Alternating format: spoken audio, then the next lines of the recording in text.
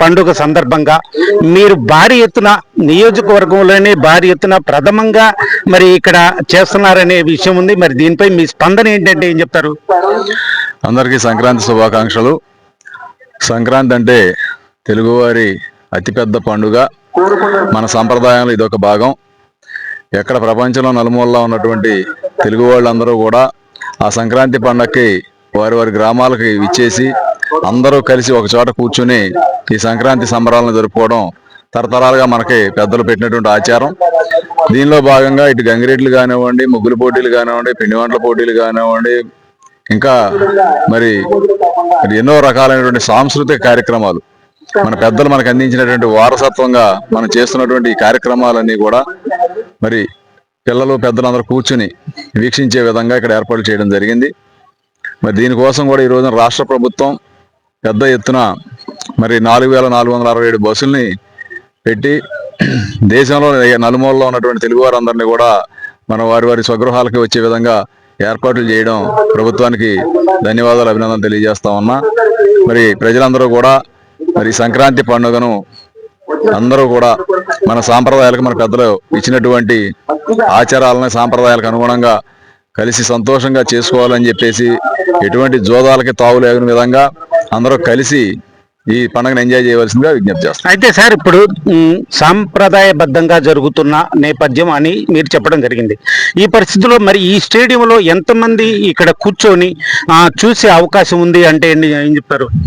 దాదాపు 10,000 మంది వరకు ఇక్కడ కార్యక్రమాలను వీక్షించేటటువంటి అవకాశం ఉంది. ఎందుకంటే ఈ రోజున మారుతున్న కాలాన్ని బట్టి ఇవాళ పల్లెల నుంచి పాశ్చాత్య దేశాల వరకు మన పిల్లలు ఎదిగారు. అలాగే పూరెల నుంచి డూప్లెక్స్ హౌసుల దాకా కూడా మన నాగరికత పెరిగింది. ఇప్పుడు ఎండాకాలం ఎండలకి వీటికి అన్నిటికీ కూడా మరి వాళ్ళు తట్టుకుని వాళ్ళకి ఉద్యోగ ధర్మాలు నిర్వర్తిస్తూ కూర్చుని రిలాక్స్డ్గా ఈ యొక్క కార్యక్రమాలను నిర్వహించేటటువంటి విధంగా ఈ రోజున ఈ యొక్క కార్యక్రమాన్ని తీసుకురావడం జరిగింది. అయితే సార్, ఇప్పుడు దాదాపు 1000 మంది కూర్చునే విధంగా ఏర్పాటు చేయటం, మరి వాళ్ళు సంతోషంగా చూసే విధంగా ఏర్పాట్లన్నీ చేసామనే విషయాన్ని మీరు చెప్తున్నారు.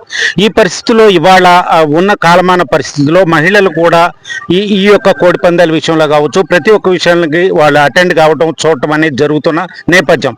ఈ పరిస్థితుల్లో మహిళలు ఒకవేళ ఈ పెద్ద ఎత్తున రావడం జరిగితే వాళ్ళకి ఎటువంటి ఏర్పాట్లు చేశారు? భద్రతా రీత్యా ఏ విధంగా ఏర్పాట్లు చేశారంటే ఏం చెప్తారు? చాలా భద్రతా ఏర్పాట్లు చేయడం జరిగింది.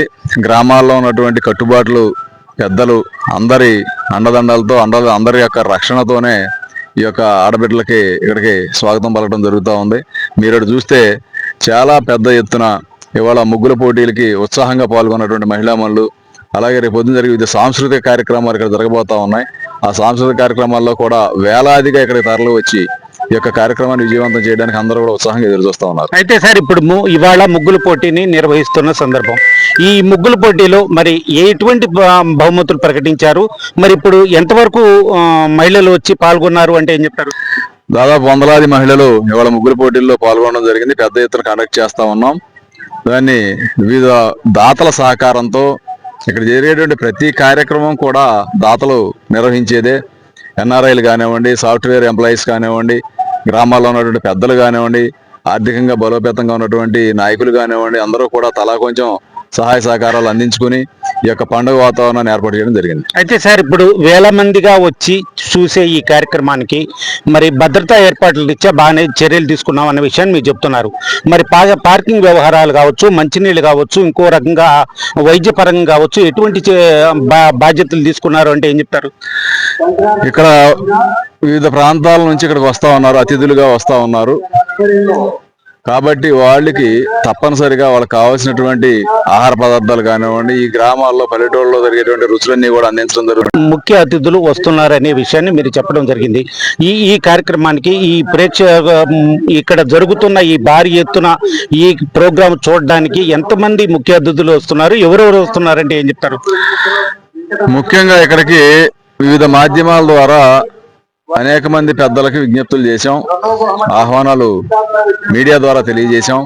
కాబట్టి ఎవరు వస్తారు అనేది మేము చెప్పలేం. కానీ మొత్తానికైతే పెద్ద అతిథులు, ఇటు ప్రముఖులు, ప్రజాప్రతినిధులు కావచ్చు, వివిధ రంగాల్లో ఉన్నటువంటి ప్రముఖులు కావచ్చు, ఈ గ్రామాల చుట్టుపక్కల ఉన్నటువంటి గ్రామాల్లో వివిధ హోదాల్లోకి వెళ్ళినటువంటి పెద్దలు ఇక్కడ గ్రామాల మీద ఉన్నటువంటి అభిమానంతో ఆసక్తితో సంక్రాంతి పండుగను తిలకించడానికి ఇక్కడ విచ్చేసినటువంటి పెద్దలు కావచ్చు, చాలా మంది అతిథులు రావడానికి అవకాశం ఉందని మేము భావిస్తా ఉన్నాం. ఇదే పరిస్థితి సాంప్రదాయబద్ధంగా జరుగుతున్న ఈ యొక్క కార్యక్రమానికి మరి ముగ్గుల పోటీ కావచ్చు, సాంస్కృతిక కార్యక్రమాలు కావచ్చు, ఇటువంటి జరుగుతున్న నేపథ్యంలో ముఖ్య అతిథులు కూడా వచ్చే పరిస్థితులు ఉన్నాయి, వేలాది మందిగా వచ్చే పరిస్థితులు ఉన్నాయి. ప్రతి ఒక్కరికి వచ్చిన వారికి, మహిళలకు కానీ వచ్చిన వారికి కానీ భద్రతా విషయంలో అన్ని పగ